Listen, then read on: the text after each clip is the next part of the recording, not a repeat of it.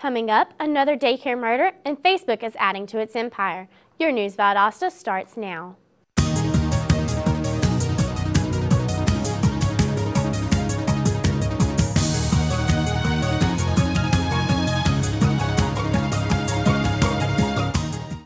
Welcome to News Valdosta. I'm Samantha Garrett.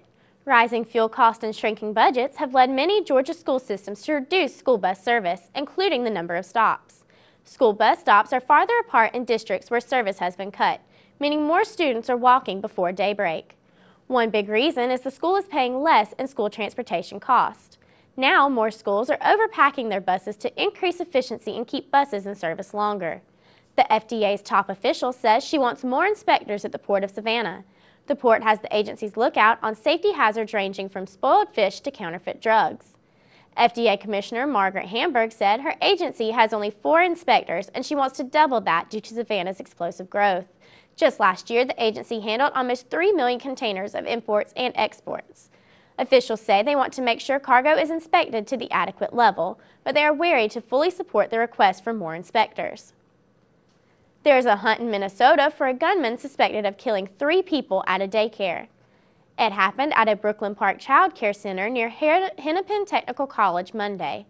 Police say a mother who dropped her daughter off at the school this morning called 911 to report a suspicious person near the building. Investigators say the mother returned to the school after a call to the facility ended abruptly. She then found 3 adults dead at the facility. Police are offering a $10,000 reward. Facebook is expanding its growing media empire. It has just purchased the popular photo-sharing network Instagram. Instagram, which boasts over 30 million users, accepted a combination of cash and stock from Facebook.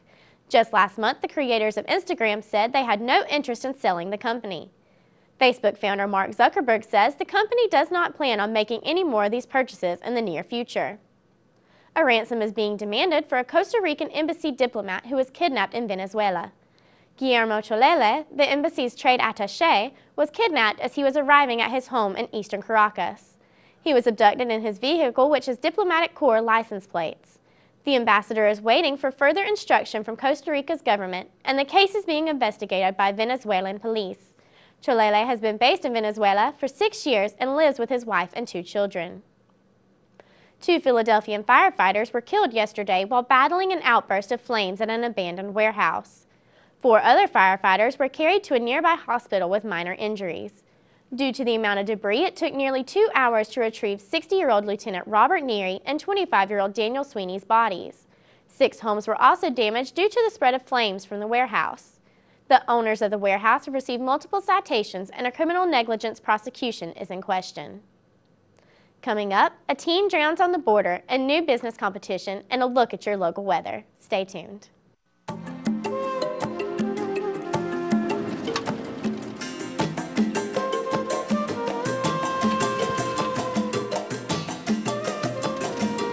Could you dedicate yourself to a worthy cause? Could you go the distance to keep a child healthy? Could you travel to the other side of the world to help eliminate polio? Could you? A Rotary member could. We're dedicated to connecting children with vaccinations and ending polio worldwide. All it takes is one person to make a difference, like me, like you. Could you help change the world? Will you? Rotary. Humanity in motion. Welcome back to News Valdosta. A decision was made in Orlando, Florida last night involving the murder case of Trayvon Martin and Robert Zimmerman. A grand jury elected not to look into the case, which leaves the decision in the hands of State Attorney Angela Corey. Florida protocol states that grand juries are used only in first-degree murders, but the decision leaves in question Zimmerman's use of a firearm in alleged self-defense. Corey has a history of not using grand juries, and David Hill, an Orlando criminal defense attorney, believes the new process of investigation may eliminate the need for unpredictable jurors. A civil rights activist is challenging Georgia's controversial self-defense law in a federal court. The filer says he filed the lawsuit in response to the death of Trayvon Martin.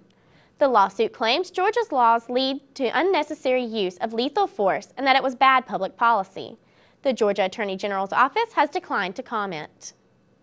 15-year-old Uriel Diaz of North Augusta, South Carolina, drowned while rafting on Thurman Lake near Augusta on the Georgia-South Carolina border. Their teen is reported to have went underwater and was recovered later in the evening. Authorities say he had been rafting with a friend when they became separated.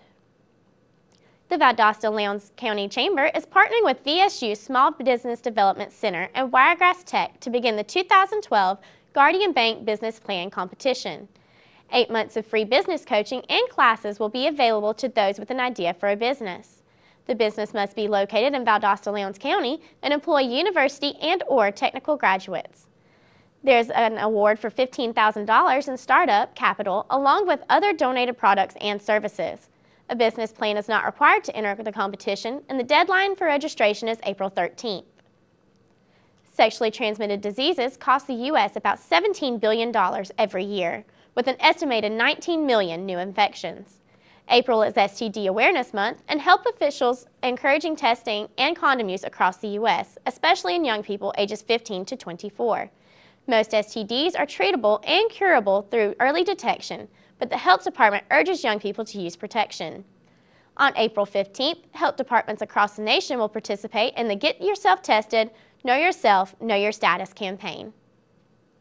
According to a new government report, teen pregnancy continued to fall through 2010. This marks the lowest teen pregnancy rate since records began in 1940. This decline was seen through all ethnic and racial groups. Experts believe the economy is a big factor, along with increased pregnancy prevention efforts.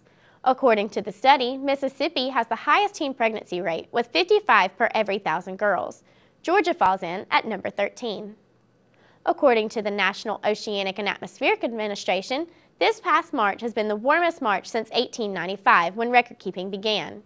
Because of this rise in temperatures, there was also more than a 100% increase in the number of tornadoes during the month of March. Now taking a look at your local weather, today we'll see partly cloudy skies with a high around 86 and a nighttime low of 56. Tomorrow, expect a slightly cooler day with partly cloudy skies and your high in the upper 70s.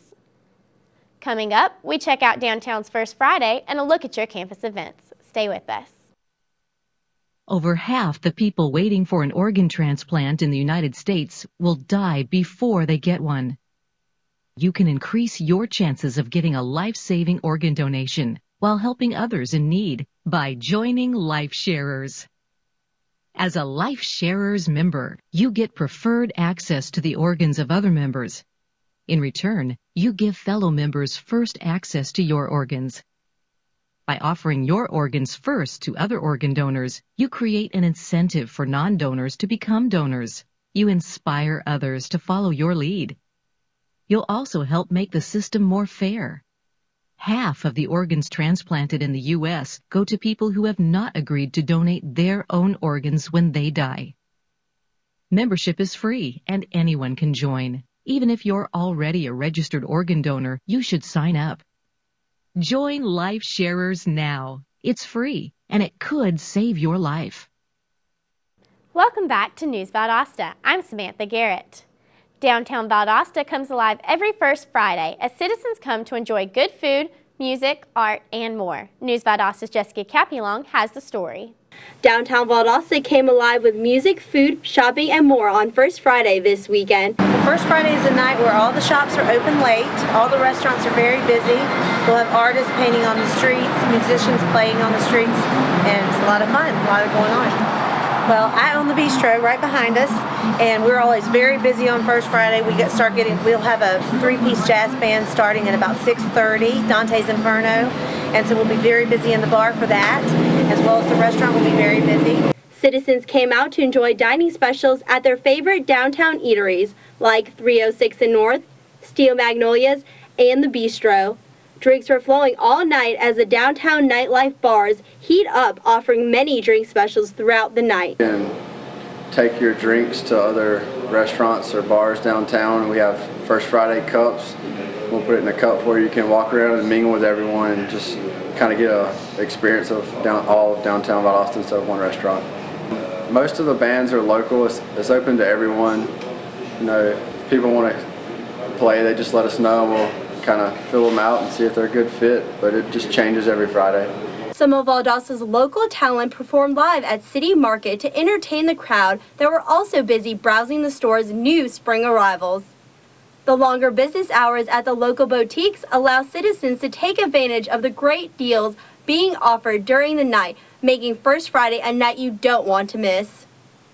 Downtown Valdosta seems like the perfect place to be every First Friday. Come out next month to be a witness to Valdosta's nightlife. I'm Jessica Capelong with News Valdosta. Taking a look at our campus events, the ladies of Zeta Phi Beta will host their annual fashion show tomorrow at 7:20 in the Student Union Theater. The characters of Sex and the City will come alive through fashion profiles.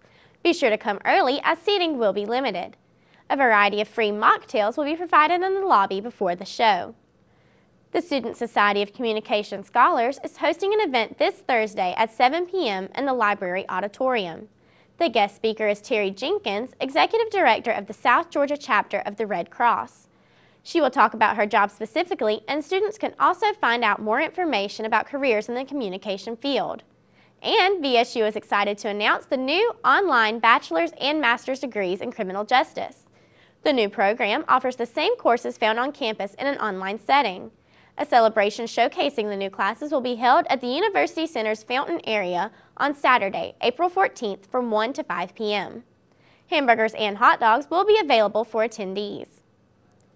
VSU might have a top model walking on campus. At nearly 6 feet tall, 21-year-old Jasmine Partlow has been given the opportunity to possibly be one of the contestants on Tyra Banks' America's Next Top Model. Partlow went to her second rounds of auditions last month. If she makes it through, she will be a finalist for next season's competition. Jasmine is an early childhood education major at VSU. Thanks for watching News Valdosta. I'm Samantha Garrett. Have a great day. We'll see you next time.